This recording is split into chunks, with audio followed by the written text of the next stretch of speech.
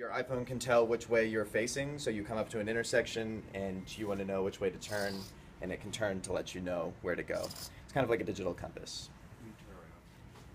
We have the app here, which we've created to control the different LEDs, servo motor, and buzz motor, but eventually it would be receiving an output from a navigation system like Google Maps and then reacting based on those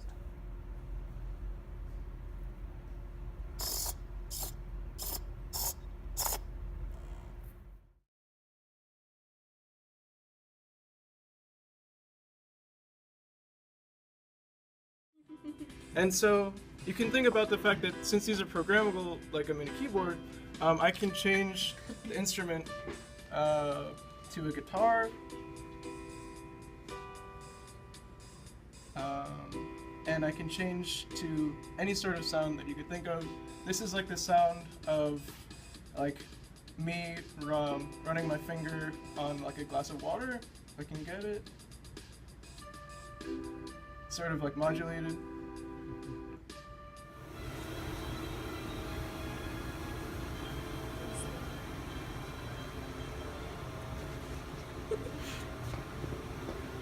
Turn around.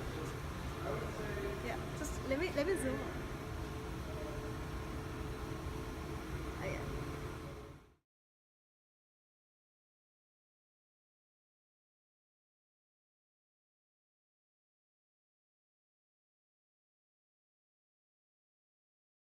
Kind of like a movement cartridge, and so it has two modes. It's got like a shine mode and an adventure mode, and so when the lights are blue, it's in shine mode, and basically if you approach it, it'll run away, and after it's been in shine mode for about 10 seconds, it'll swap to adventure mode and start running around again.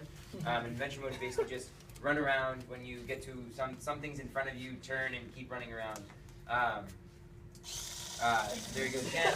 And then the way that we swap back is that if he starts to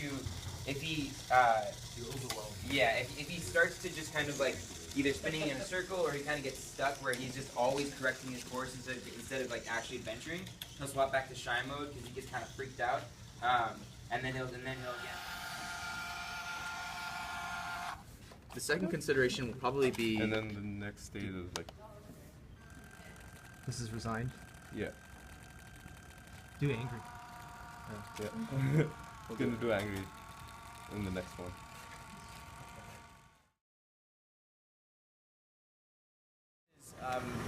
Electricity to bring it back in when it wants to unlock.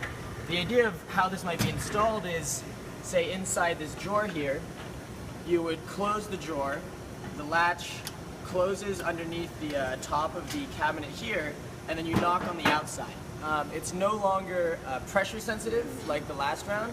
This is acoustically sensitive. So there's a little microphone in the bottom of this box, and that will hear that knock.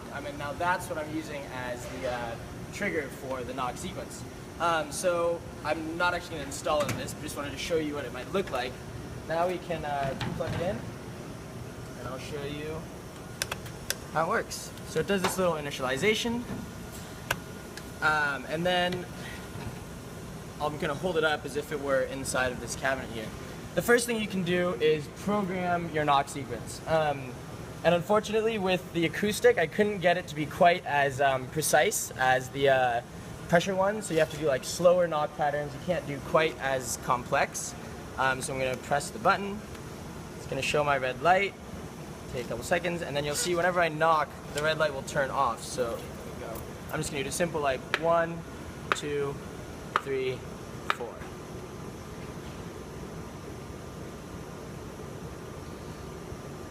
So it'll show my pattern. There's the pattern, and so now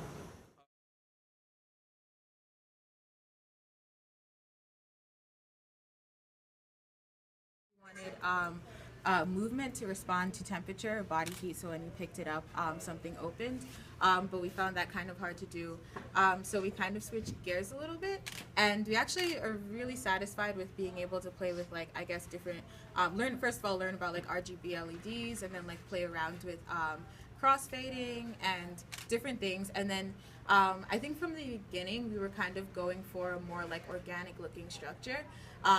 Our like last iteration that we presented was 3D printed, which I think we both were. And then it would like randomly generate times just by breaking that. And we originally were playing with the idea of like waking people up and like you know, kind of forcing them to stay awake. But then it was like it's a soothing kind of like dull vibration. It wasn't going to wake anyone up. We thought about other ways of doing it, like on the chair. But then you have like a massage chair, which would like put you to sleep.